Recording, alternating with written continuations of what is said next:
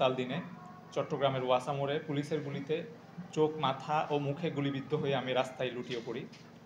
এরপর দীর্ঘ চিকিৎসা, আন্দোলনের প্রতীক হয়ে ওঠা এবং সরকারিভাবে গুরুতর আহত জুলাই যোদ্ধা হিসেবে আমার নাম তালিকাভুক্ত হয়।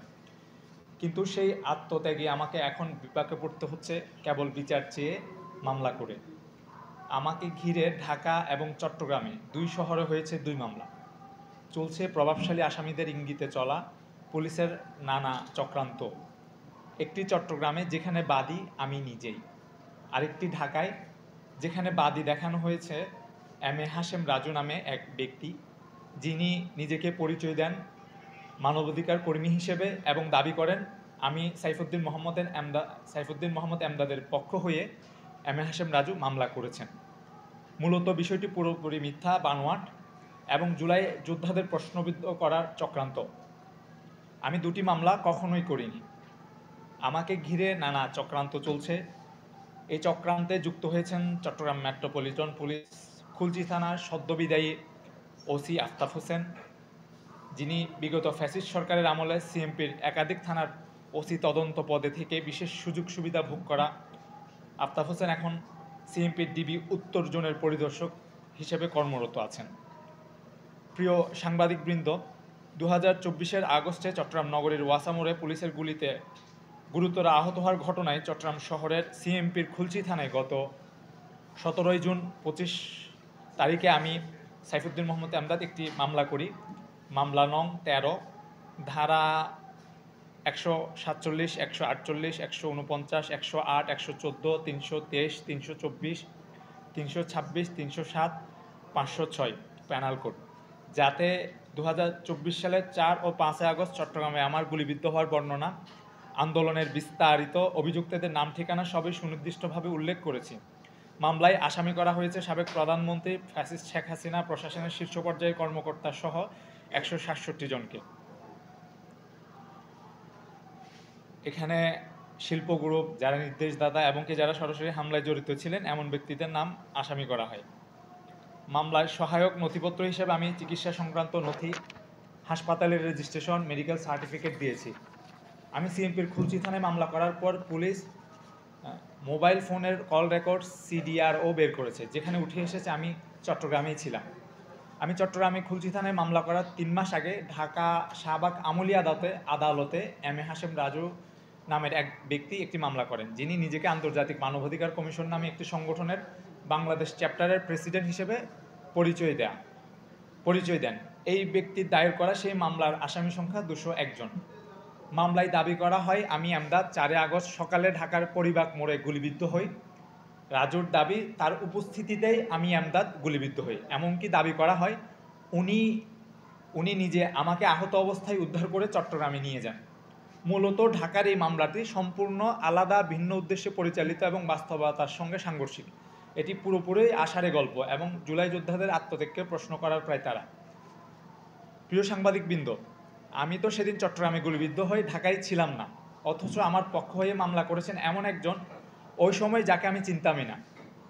সবচেয়ে বিস্ময়কর হচ্ছে ওই দিন যে আমি ঢাকাতেই ছিলাম না তার তথ্য প্রমাণও সংরক্ষিত আছে। তাহলে রাজু কিভাবে আমাকে ঢাকা থেকে উদ্ধার করলেন? আপনাদের কাছে প্রশ্ন রাখলাম। আমি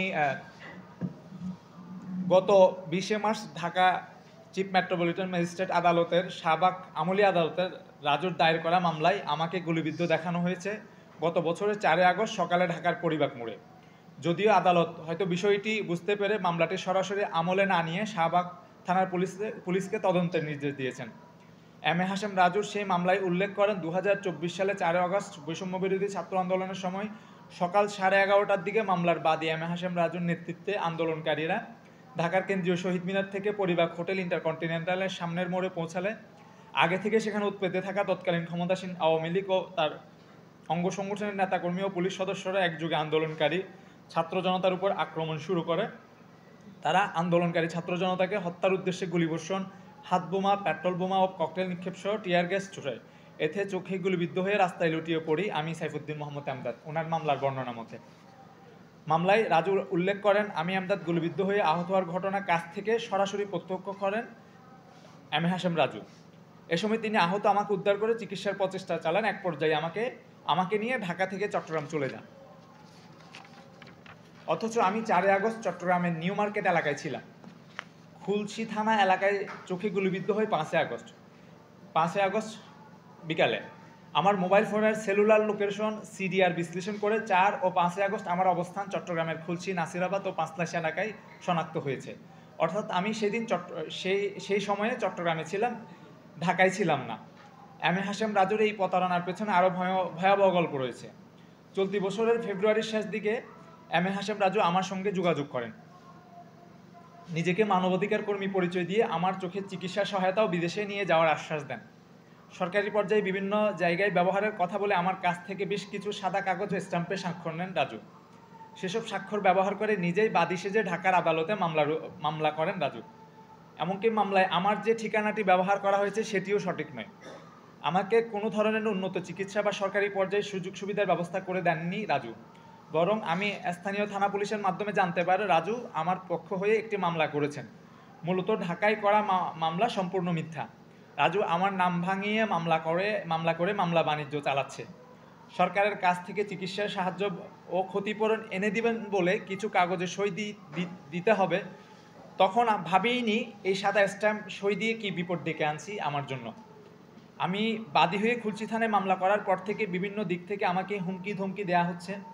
পাশাপাশি আমার মামলার জুলাই আন্দোলনের অর্থ যোগানদাতা, আসামির তালিকায় থাকা শিল্পগোষ্ঠী কর্ণধার মালিকানাধীন কয়েকটি গণমাধ্যমে আমাকে নেতিবাচকভাবে উপস্থাপন করা হয়। এসব গণমাধ্যমে পরিকল্পিতভাবে দাবি করে জুলাই যুদ্ধে এমদাদ একই দিনে 2 শহরে গুলিবিদ্ধ হয়েছেন দেখিয়ে 2টি মামলা দায়ের করেছি আমি। ঢাকার মামলা ও গণমাধ্যমে আমার নামে প্রকাশিত বিভ্রান্তিমূলক প্রতিবেদন উদ্দেশ্যমূলকভাবে জুলাই অভ্যুত্থানকে প্রশ্নবিদ্ধ করার চেষ্টা, আমার আত্মত্যাগ এবং আন্দোলনে ভূমিকা হেয় করার জন্যই রাজু এই মামলার নাটক সাজিয়েছেন। এক চোখের দৃষ্টি হারিয়ে জীবনভর বয়ে চলা ক্ষত নিয়েই আমি কারোর কাছে মাথা নত করিনি। কিন্তু আজ আমার চোখের ক্ষত নয়, অন্তরের ক্ষতটাই বড় হয়ে উঠেছে। কারণ আমার আত্মত্যাগকে ব্যবহার করে অন্যকেও চালিয়ে যাচ্ছে প্রতারণার নাটক। প্রতারণার অভিযোগে গত 28শে জুন আমি এমদাদ এম এ হাশেম রাজুকে একটি লিগেল নোটিশ পাঠিয়েছি। নোটিশে আমি রাজুর করা মামলাটি প্রত্যাহার এবং নিজের স্বাক্ষরিত কাগজপত্র ফেরত দিতে বলেছি।